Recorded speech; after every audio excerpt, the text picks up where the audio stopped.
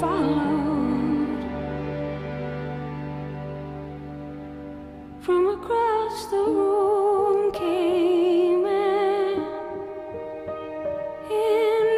invisible wave. Life shrunk. That was Last Breath by Norwegian singer Ane Brun. With nearly 2 decades of music behind her, Brun has made a name for herself the world over as a moving and passionate songwriter.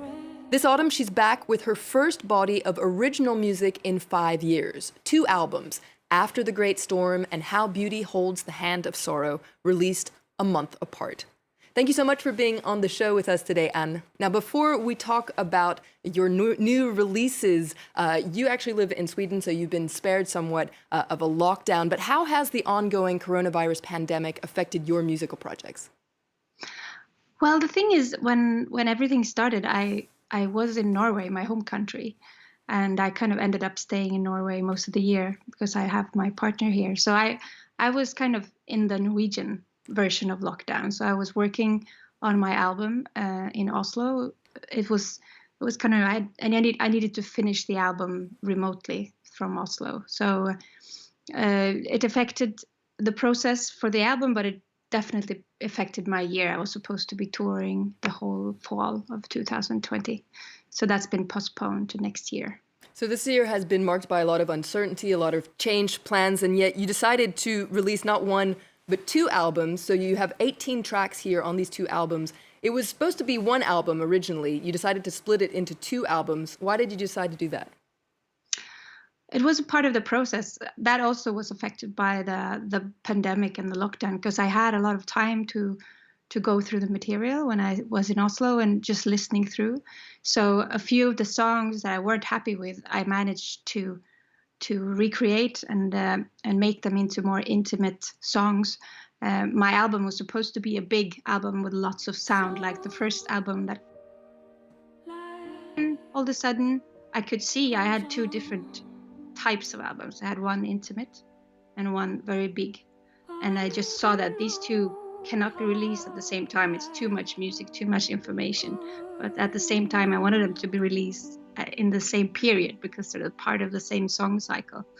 So I decided to give the listeners 4 weeks to prepare for the next album. So in a month, they both came out. Well, let's listen to one of the tracks off these 2 albums. It's called Honey. I wish I could go back in time to when you're 18 and in the line of fire.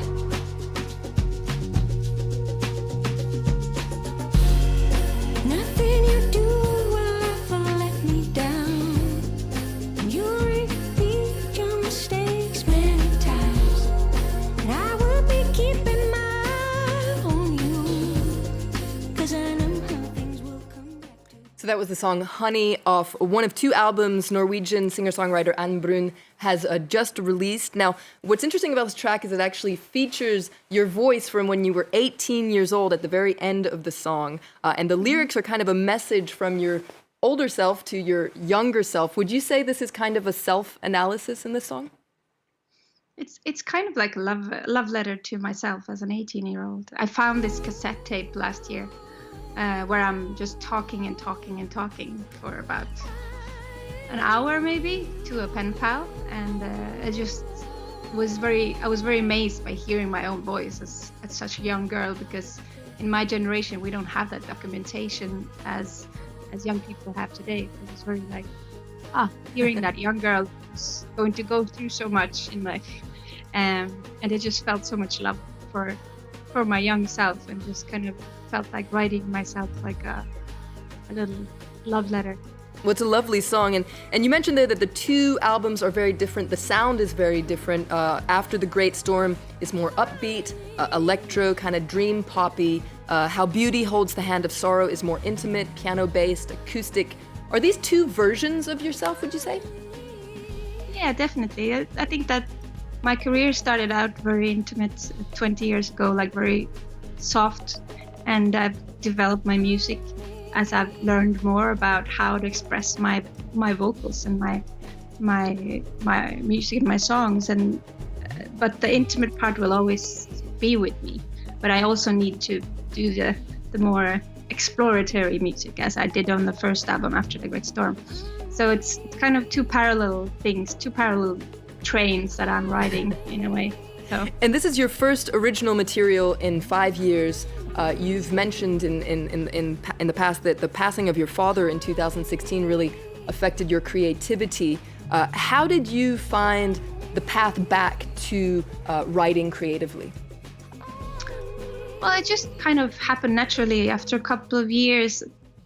My father died. It was just, I didn't really feel like writing because it would mean so much digging into myself, and I just needed a break from that because life was just quite overwhelming, I thought, then when I lost my dad. So a couple of years I felt like I was ready again, and I could go back and see that I had written down some small ideas here and there. So I was kind of ready to deal with what had happened, and also kind of talk about what that period had been like, and what kind of experiences I had by going through such a period of grief. At the same time, I was working a lot. I was releasing a covers album, I was touring, so I was not like still. I was working maybe more than ever, but the actual fact of just like writing music from the heart is what I needed a break from. But after 2-3 years, it came back to me, so it just happened naturally. And there's so much emotion on these two albums. You reflect, as you said, on grief, on love, on loss, but also big reflections on the state of the world, the environment, even on the song, for instance, We Need a Mother. Would you say this is a call for hope and action in the world today? Yeah, I think I had a song on the album from 2015 too that is like encouragement of looking at yourself and seeing that we can do more, you know. That particular song, We Need a Mother, is also about leadership and how I feel that we lack really authentic leadership overall in the world. And we're in a very complex situation with the two very polarized worlds. We're almost like we're talking in different echo chambers, so we can't communicate. And it's hard to find those unifying leaders that can help us forward. So that song, and also another song called Feeling Like I'm Gonna Cry, which is also kind of almost like a grief song about how I see nature, how we neglect nature in a way. Well, we're going to move on to some other music news that's making headlines with the British living legend Paul McCartney. He's releasing a hotly anticipated solo album. The 78-year-old former Beatle certainly kept busy during the lockdown and recorded everything on this new release: piano, guitar, drums, bass, and of course, vocals. McCartney 3 follows in the footsteps of solo albums he started recording after the Beatles broke up, and it's the perfect gift to put under the tree this unusual Christmas. All right, on we go.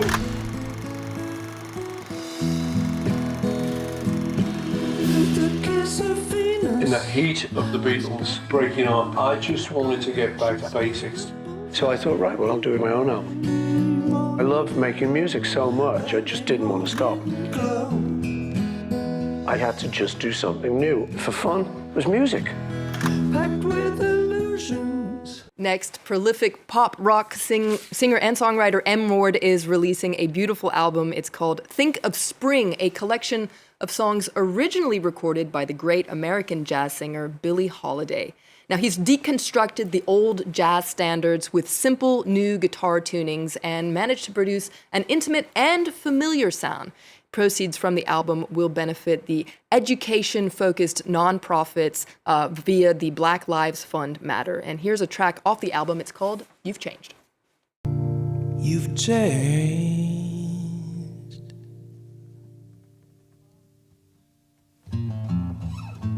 The sparkle in your eyes is gone.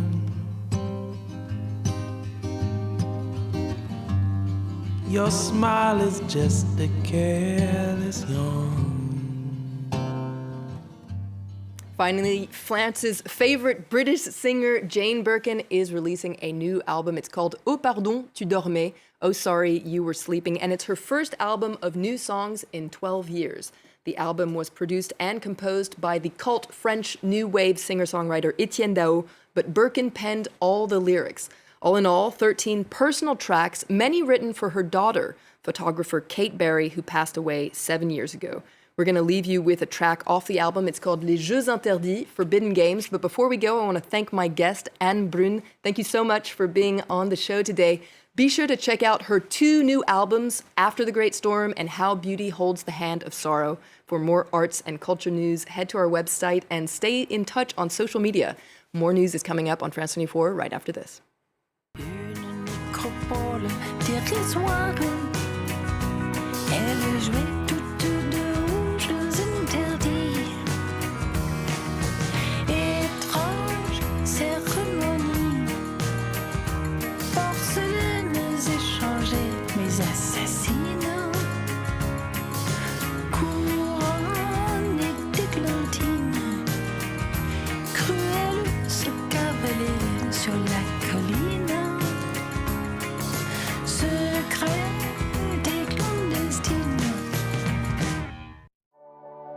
You have enjoyed your program with Air France Protect, promising you a pleasant trip with total peace of mind.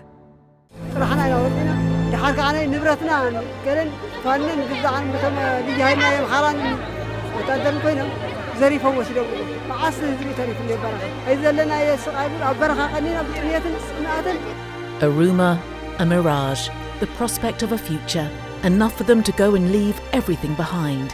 These Ethiopian refugees are exhausted, but they have one remaining hope: to survive.